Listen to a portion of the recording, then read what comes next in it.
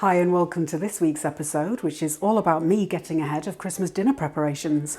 If you've seen the WtF steaks, ribs and chicken videos, I'm making seitan in the same way that I did for that. I'm going to use that washed flour seitan dough and I'm going to make a turkey roulade, which is basically a fancy way of saying a stuffed turkey roll. So I'm going to use the dough and then I'm going to put stuffings in it. I'm going to make two different flavours for you just to give you a couple of ideas. The first one I'm going to do is going to be bacon and smoked mushroom pate using the recipe that I did before with the new smoking gadget. I'll pop the link in the description for you.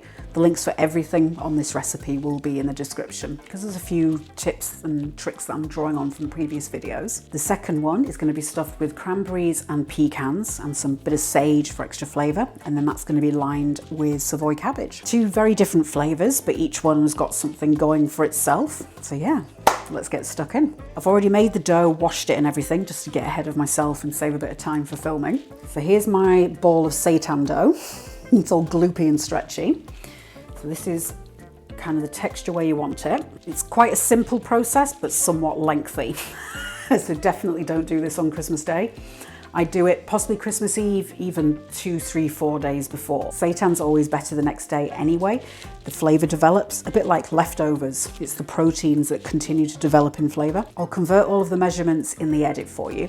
I did 1.5 kilo bag of strong bread flour. That part's crucial because that's got the most protein in it, the most gluten. I mix that with around 800 mils of water, maybe 850, but you just need enough to get it together into a ball. You don't need to knead it loads either, just enough to get it into a cohesive ball. Then put that in a basin, covered it with cold water, and then washed it until lots of the starch comes out. I then did a warm water rinse for a couple of minutes just to get more of the starch out, and then back into cold water for another rinse. So you're repeating the wash and the rinse twice. That will then give you this lovely, stretchy, shiny texture. That's when you know you're at a good spot. There's still some traces of starch, but that's not too bad. I'm going to try something a bit different this time. I'm going to put some silken tofu in.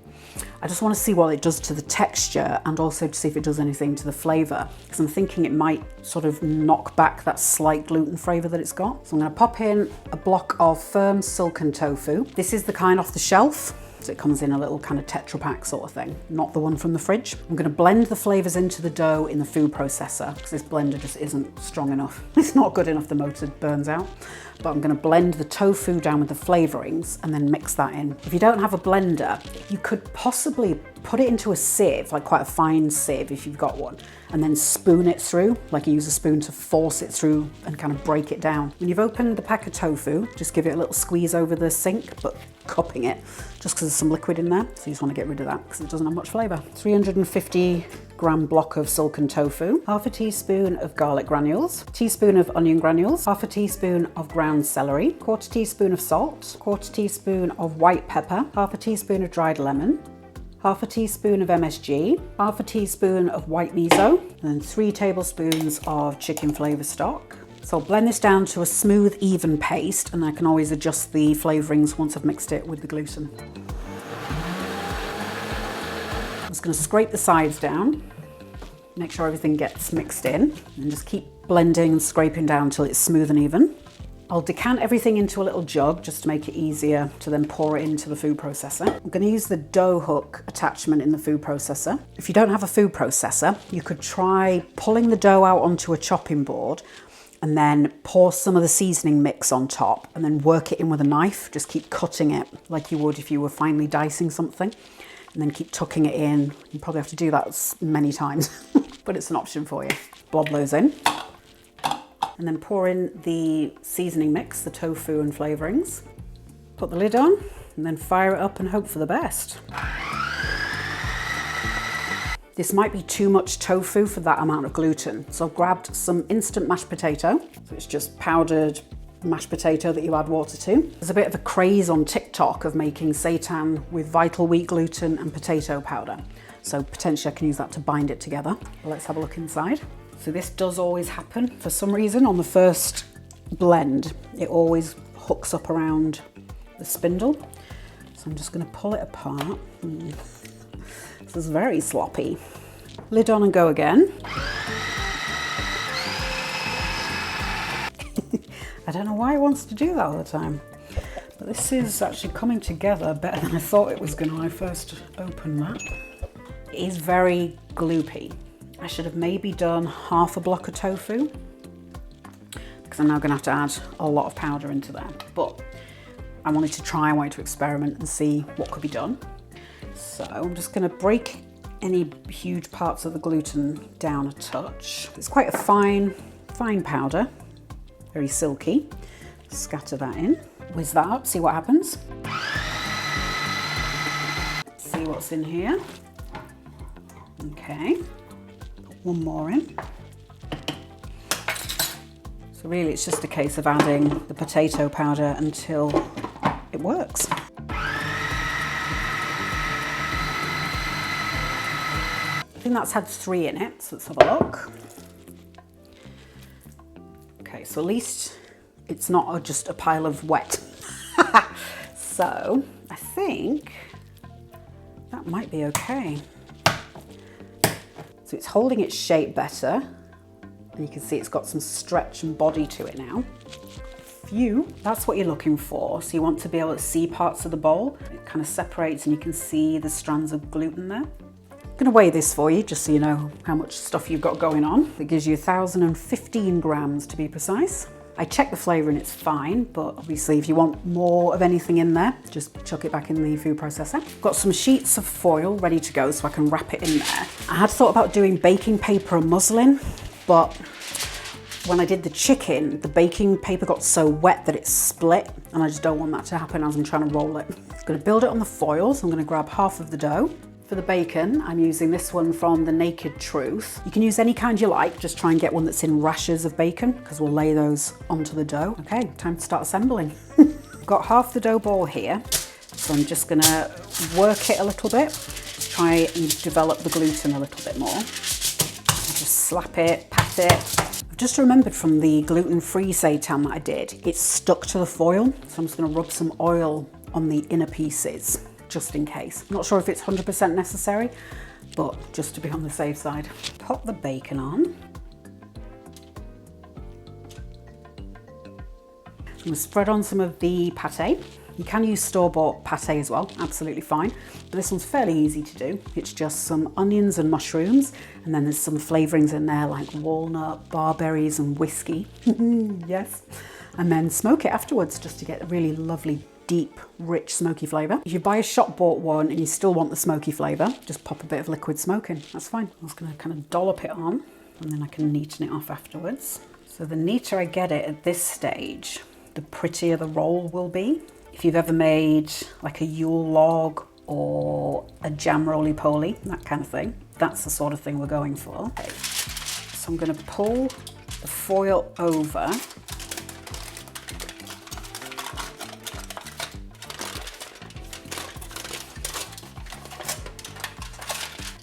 And then maybe do that again. And again. Okay. And then wrap it up nice and tight.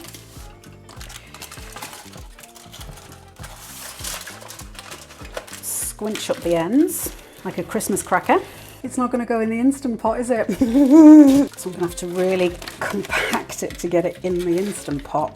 So that's just not going to look as pretty as I wanted, but at least it will fit in the cooker. Got one down. Narrowly avoided disaster. Onto the second one. I'm going to bring the dough onto the worktop rather than messing around on the foil, just while I, get some structure back in there. Just kneading it as you would a bread dough. Hopefully that will restore a bit of the gluten. It's going to be pecan and cranberry with a bit of sage. And then I'm going to pop in some savoy cabbage leaves. To prepare the cabbage leaves, all I did was blanch them very quickly, so just they go nice and soft and supple. The best way to get the whole leaf off is to cut the core out and then peel them slowly away. Drop them into salted boiling water, and they really only want to be in there sort of 5, 6, maybe 7 minutes. Keep stirring it around and you'll see once they go nice and wilted, and then plunge them straight into really cold water, ice water if you've got it, and that maintains some of that lovely green colour. Once they were cooked, I then cut the rib out, so the thick stem that runs through the middle, just cut those off, just because they're, they're a bit too crunchy. So I've got the cabbage, and then we've got the sage that I'll just tear in. Got some dried cranberries. I just chopped those up a little bit, just so they're not quite as big. And then some pecan pieces. Toasted off the pecans first and then just broke them down a bit. So same again, get the dough on the foil. I'm just gonna spin it around just so I don't fall into that same trap as last time. Learning, you see. I'm laying on the cabbage leaf. And it's a bit of a jigsaw puzzle sort of affair. Just tear bits and get it all to fit. It breaks apart very easily, so just get little sections. So this is 50 grams of dried cranberries, about half a cup. Again, just sort of make sure it's well distributed if you can. About 85 grams of pecans, which is about a cup. I don't know if I'm going to use all of them, but we'll see. Yeah, I didn't use all of it, so you could probably get away with 60 grams, something like that. So I've got some fresh sage here. I'm just going to snip those down. You want it quite fine on the sage. You can just kind of fold them over. I might break those down a touch, just tear through it. Sage is quite a powerful herb, so you don't want loads and loads in there, unless you're a massive fan of it, of course, then go wild. So I'm just going to sprinkle that over. Got all the stuffing laid out on there. It's looking incredible and it smells amazing, so hopefully this is going to work. So I'm going to tuck the bottom edge away from me, just so it's out of the way for a second. Make sure it's not sticking to anything. Okay, and then fold that over.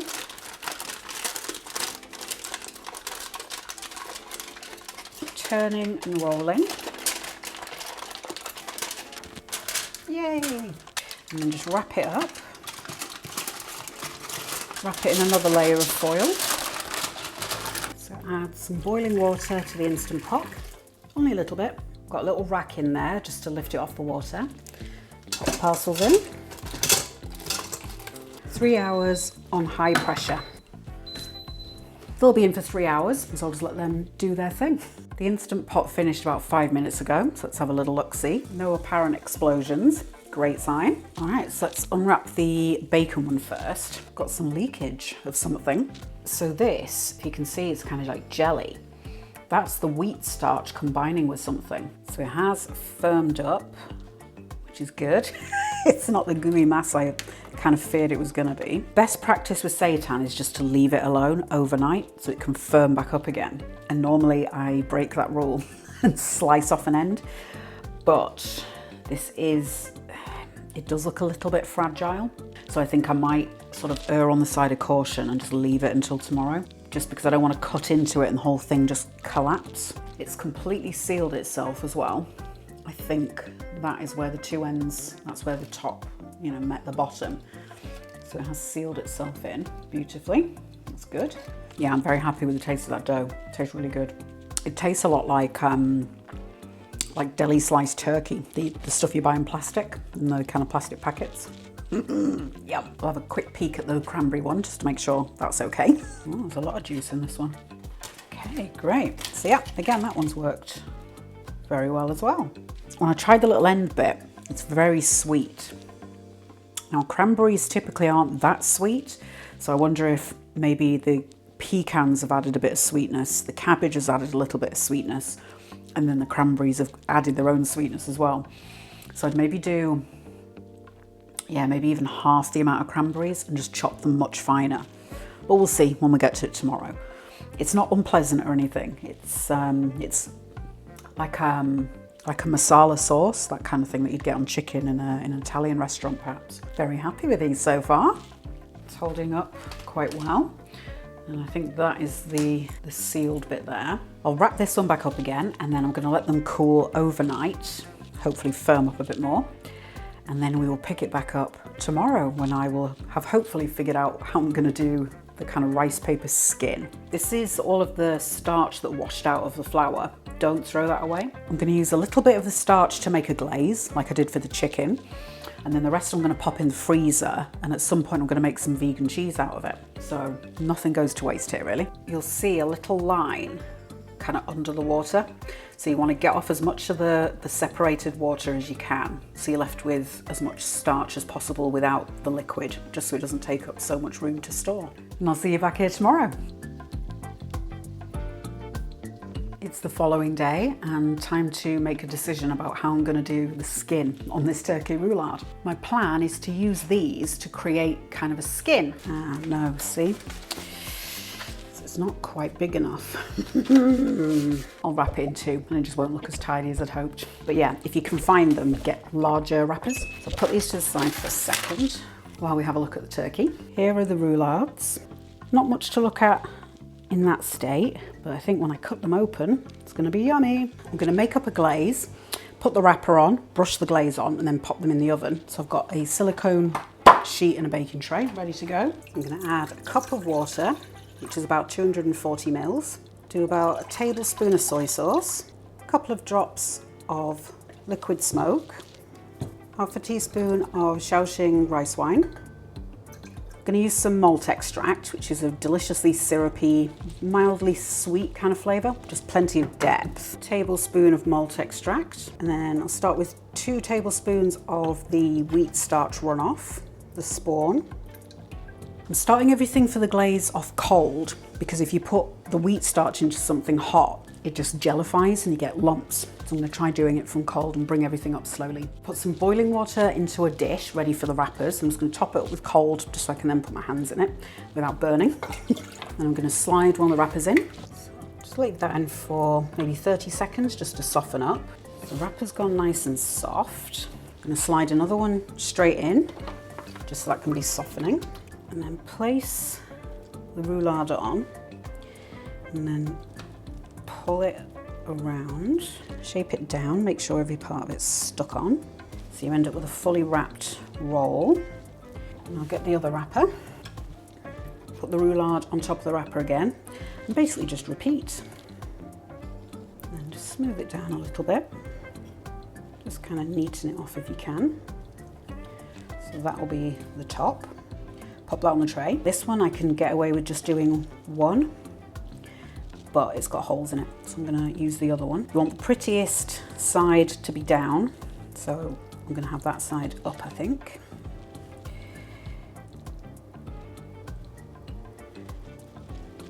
And then I'm going to kind of pull it and stretch it a little bit, just to wrap around to the other side.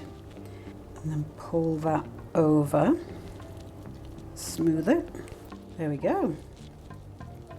Back to the glaze. So you can see it's still very liquid. So I'm just going to pop in a bit more of the starch, which isn't ideal because that means it'll go lumpy. The point of the glaze is to try and mimic, you know, the kind of beautiful golden colour and flavour that you get on a roast chicken or a roast turkey. And that's the kind of caramelisation that happens with proteins. I'm going to add another dash of soy sauce and a little bit of the Shaoxing, and then I'll keep adding tablespoons of the wheat starch until it's nice and thick.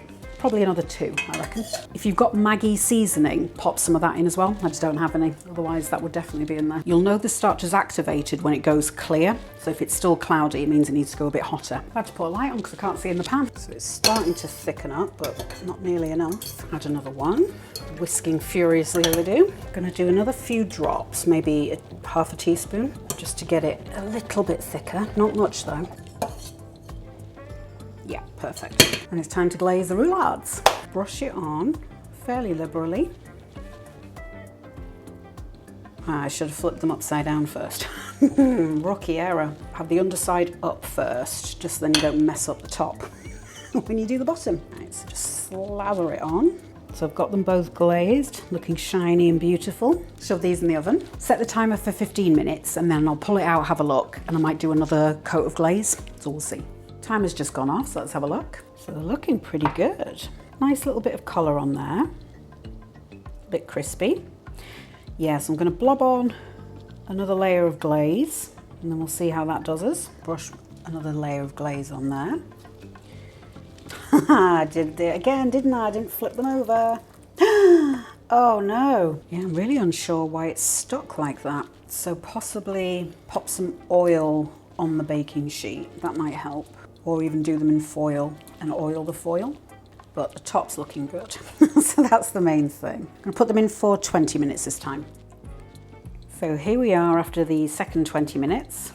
All looking golden and gorgeous. So the skin, yeah, it feels very skin-like. Putting the second lot of glaze on It's taken away the crispiness, but that's absolutely fine. The moment of truth, let's cut them open and see what the inside's looking like. So yeah, we've got a nice little bit of a roll. Not quite as much as I'd hoped, but it was a little bit awkward to roll it because it was so soft. Let's do this one. Ooh. Yeah. Time to dive in. I'll have a go on the pecan and cranberry one first. There's a nice little spiral in there, good bit of definition. And the texture on the turkey looks pretty good. It doesn't have the same amount of shredding as the other meats that I've done, but that's because I haven't really needed it and the gluten wasn't as fibrous. I don't know if that's the right word, but you know, if you're doing just gluten, you're gonna get much more tearing like you'd get on chicken, for example. But let's see what the flavour's like.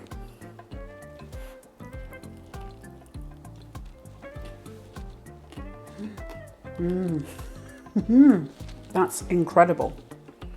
I got a bit worried last night with the amount of sweetness that was there, but it's, yeah, none of that is here today. The seitan is gorgeous and tender, but it's still got a nice bit of bite for your back teeth. And then you've got lots of little pops of texture from the nuts and the pecans and the cabbage. The texture on the meat, there is a little bit of shredding, tiny bit, but it's lovely and succulent. Yeah, putting the tofu in was great because there's none of that gluten flavour at all. That rice paper skin, yeah, it's just really pleasant to bite into. If you don't have the rice paper, you could just put the glaze on top of the meat and then bake it in the same way. And that should help form a crust as well. Or mix some of the wheat starch with some chicken flavour stock, maybe a couple of other bits and pieces, and then put it on uncooked. And then that might help, you know, create a bit of a skin on it, like I did for the ribs and the chicken. So you've got the bacon there, and then that's obviously the pate. Yeah, that looks very, very tasty.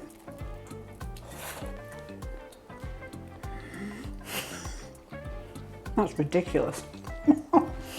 That is just stunning. Oh wow. You can taste the kind of turkeyness there from the seitan, but then the bacon's bringing in that kind of delicious, mildly smoky, meaty sort of flavour. And then the pate, oh my word.